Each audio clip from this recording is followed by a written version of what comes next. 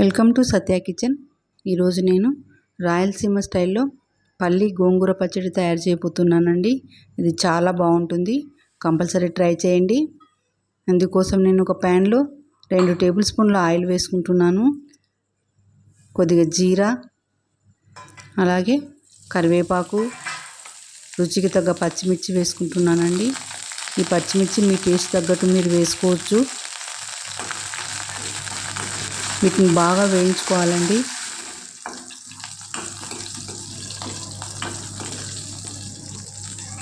పచ్చిమిర్చి ఈ విధంగా వేయించుకోవాలండి.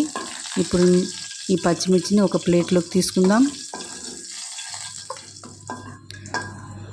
అదే ప్యాన్లో శుభ్రం చేసుకున్నటువంటి గోంగూరను కూడా వేసుకుందాము.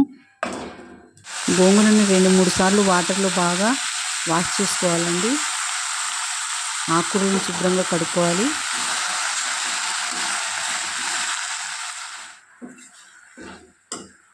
గోంగూర బాగా మగ్గడానికి ఒక టీ గ్లాస్ వాటరు యాడ్ చేసుకుంటున్నానండి.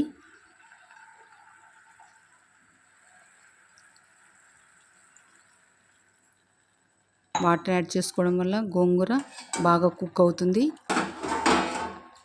చూడండి, గోంగూర బాగా మగ్గిపోయిందండి. ఇప్పుడు స్టవ్ ఆఫ్ చేసి గోంగూరను చల్లార్చుకుందాం. ఇప్పుడు ఒక మిక్సీ జార్ తీసుకుందామండి. అందులో వేయించిన పల్లీలు వేసుకుంటున్నాను. అలాగే కొన్ని ఎల్లిపాయలు కూడా వేసుకుంటున్నానండి. వీటిని మెత్తగా మిక్సీ వేసుకుందాం. చూడండి, ఈ విధంగా పౌడర్ చేసుకోవాలి. ఇప్పుడు మనము వేయించి పెట్టుకున్నటువంటి పచ్చిమిర్చి మిశ్రమాన్ని కూడా మిక్సీ జార్లో వేసుకుందాము.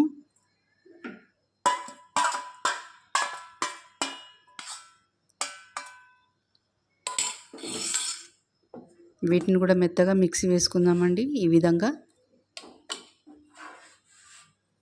ఈ చట్నీ వారం రోజులు నిల్వ ఉంటుందండి.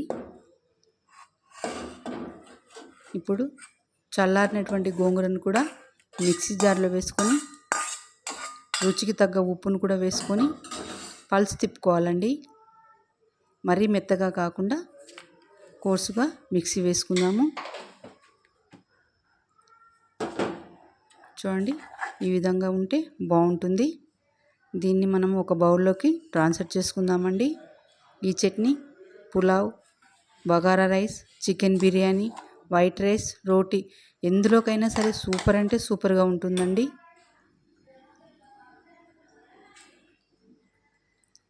చట్నీ రెడీ అయిందండి. మనం ఇప్పుడు తాలింపు వేసుకుందాం. చట్నీకి 2 టేబుల్ స్పూన్ల ఆయిల్ వేసుకొని పోపు దినుసులు వేసుకుందామండి.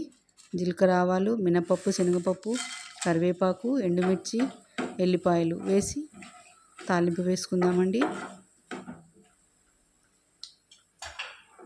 తాలింపు రెడీ అయిపోయిందండి.